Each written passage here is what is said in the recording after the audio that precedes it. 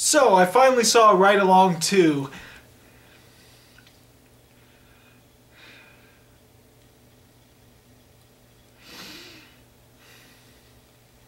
Yeah.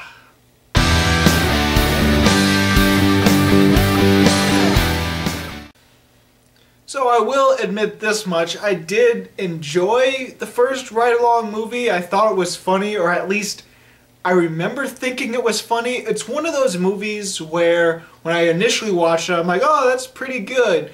But then over the years, or however long it was since the first one came out, I pretty much forgot almost the entire movie. Of course, I remember some funny moments, and it's kind of funny that those funny moments I do remember were reused in Ride Along 2. Yeah, if you've seen the first one, you've already seen Ride Along 2. So, what is Ride Along 2 about? Well, pretty much what Ride Along was about. In fact, I don't think there's much of a change to what happened after Ride Along. Sure, Kevin Hart's character is a cop now, but he's still not detective. He's still not married to Ice Cube's sister. Ice Cube still doesn't respect him as an officer. Like, pretty much they're still in the same page. Like, everyone's still the same, and there's really nothing that changed from the events of the first film. And now they're just after a new bad guy that they have to uncover the truth about. But they have to go to Miami to do it, so they go to Miami. So it's a change of scenery. That's pretty much it. Now, I remember having some good of a time for the first Ride Along movie. I remember laughing a bit, but from this movie, I think I can count on my hand how many times I laughed, and that's including the times where I just sort of smiled rather than actually laughed. Let's think about the things that I thought was funny in Ride Along 2. There's a time where Kevin Hart's playing a Grand Theft Auto video game clone, and he gets killed by a video game grandma. That happened to me in Grand Theft Auto 2. So maybe I laughed because I could sort of relate to it. Except the granny in my video game killed me with a katana rather than how he dies in this one. I laughed at the brothers-in-law joke that is in the car and the tweet and memes and all that. I laughed at that. Oh, you funny. It's gonna stick. I laughed when Kevin Hart actually convinces the girl to give out the information of where her boyfriend is, or the number of her boyfriend, because he's a suspect. So then I started thinking about you. You're a priority, at least I thought you were. But then I see your name at the bottom of the list. So I say maybe he saved the best for last. Then I played your ringtone, Tasha. This is where it got dark. Ugh. Tasha, that's an Apple chime. That's a factory ringtone. That costs absolutely nothing. That's the guy that you want to take up for? Mr. Generic ringtone from a lady? And I smiled a tad when he used his video game skills to help drive out of a situation. And I probably would have laughed if I didn't know it was coming, which was when he uses Kevin Hart as a body shield. Ben! Got on the vest. I definitely saved your life, man. Don't go too far now. James! I think that was five moments in the entire film where I thought it was okay. All the other jokes in the film fell completely flat for me. Especially when they redid what they did from the first film. You remember when Kevin Hart gets blown away because he shoots a shotgun and it just kicks back and he goes flying?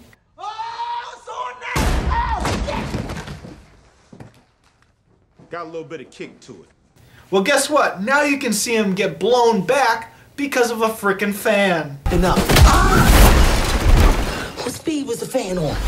How stupid is that? Oh, remember when he accidentally shoots a guy that they're interrogating? Well, now you get to see him accidentally shoot another guy, this time where it looks like it is fatal, only for him to actually have body armor on.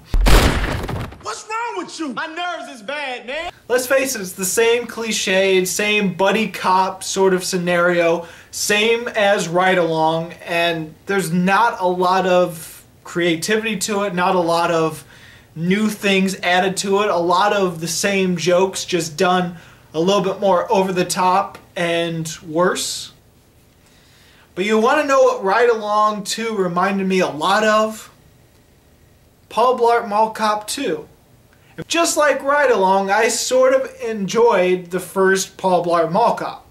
But the sequel of Paul Blart Mall Cop, I hated because the main character felt like he became too over the top. It's like they thought, oh, well, what did they like about the first one? Well, let's make him over the top, more annoying, and more crazy, and it just gets plain irritating.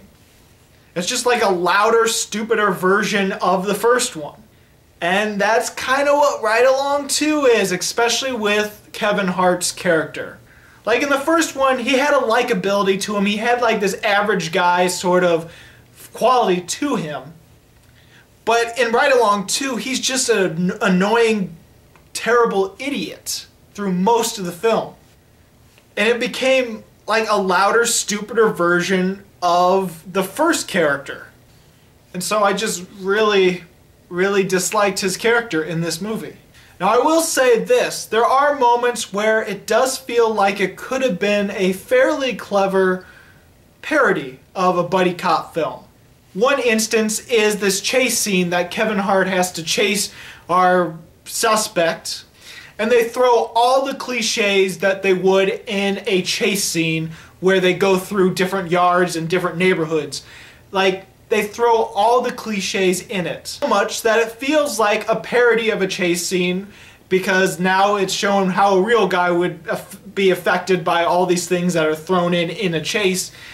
And it was kind of clever. I didn't find it funny because it wasn't as effective as it could have been, but I found it a little bit clever if it was going for the parody. And there are times when the villain feels a little self-aware to the point where he knows he's a villain in a bad movie. And so maybe that's why some people really thought he was the best part of Ride Along 2. So it feels like it has instances where it feels like it could be a parody, could be a little self-aware, but I don't think it's really going for that. I think that's an accident, that they weren't meant to do that and it just happened. So this could have been like a 22 Jump Street sort of situation. I highly stress could have, but it isn't. Oh, and then there's some really just awful things in this movie. There's this one annoying scene where Kevin Hart and Kim Jong are in the back seat, they're at a stakeout, and they just can't stop talking. Like, they're obviously annoying Ice Cube and Olivia Munn, who are also in the car, and it was really irritating to me too. I get what they're going, they were supposed to be annoying. They were supposed to be annoying, and that's supposed to be the joke, but it just got so irritating that I was annoyed and not really laughing with the film. Speaking of which, Olivia Munn is like the female version of Ice Cube in this movie, and it makes sense that they sort of hook up in the movie. It's very predictable. Oh, and during this one chase scene, the one that I mentioned earlier, Kim Jong is the one that's being chased, and for some reason I think he was wearing a Boy Scouts uniform. Like, he's not a Boy Scout. He's not undercover. I am not under... maybe I was seeing things, but I thought he was wearing a Boy Scouts suit, and that's why I was like, okay, that's not Kim Jong that he's chasing. Oh, it is. I was like completely surprised because I thought they were chasing a young Asian kid or a Boy Scouts kid. Oh, and then there's this alligator scene out of nowhere, and it is one of the worst CGI animals I've seen. It feels like it belongs on a Sci-Fi Channel movie. Just look at this thing. It's atrocious. What the heck happened? Oh, and then the scene where Kevin Hart is using his video game skills to drive good. And it doesn't really make sense because, I mean, he's driving with a controller. It's not like he's got a Wii remote or he's got like the actual steering wheel that he uses to drive and uses in the game. It's just a regular like PlayStation controller or something. Like, that's not really going to make you a better driver, I don't think. But anyway, the reason why I kind of smiled at one moment in this chase, but the rest I was just annoyed and just irritated because the whole thing turns into a video game and they make it look like a video game. Even the moments where it's actually live action during the chase scene, they still have like a high score up in one corner and the speedometer on the bottom, and it just like never goes away during this chase, and it's just really, I don't know, they could have like sprinkled in moments where it looked like a video game. And then maybe the thing that I sort of smiled at, I would have laughed, is where Kevin Hart looks over to Ice Cube and Ice Cube's a video game character. That kind of was the funny part in this chase, but the rest was just, it was just over the top and just hard to look at. So yeah, that's Ride Along 2 for you. I was quite bored, and I felt like the first one was way better. The first one I would still give about 2 stars to, because it's one of those films where I sort of like, but then I just completely forgot about most of the film.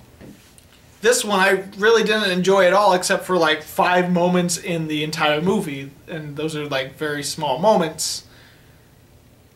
Well, some of the action sequences were handled well. I'll give it that. Some of the action sequences were good as well. But still, I'm going to give Ride Along 2 1 star. So did you see Ride Along 2? What did you think about it? Go ahead and comment. You still might like it if you really like the first one and don't mind the sequel being the exact same thing, just in Miami. If you think you can like that, then you might still like Ride Along 2. I know there was plenty of people in the theater that really enjoyed and were just cracking up because they must not have seen the trailer, because pretty much all the jokes they were laughing at were already in the trailer. Anyway, this is Bruce Gifford, and this was Just My Opinion.